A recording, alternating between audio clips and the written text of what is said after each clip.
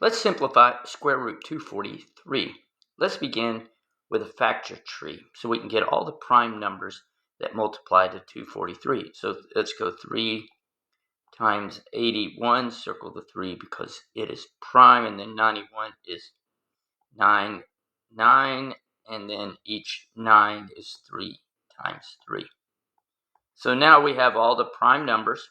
I'll circle them. It looks like we have 5, 3. So let's now write these under the square root sign. So we have 1, 2, 3, 4, 5.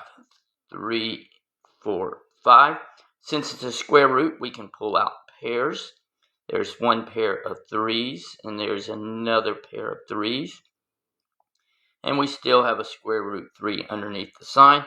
3 times 3 is 9, square root 3. So there it is, simplified.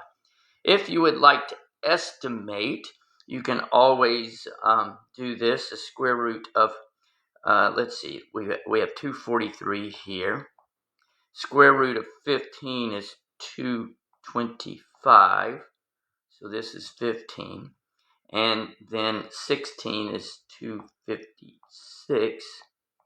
And it looks like 243 is about right in the middle, so it'd be 15 and 5/10. And if you put it in the calculator, you get 15.588. So it's just kind of a simple way to estimate.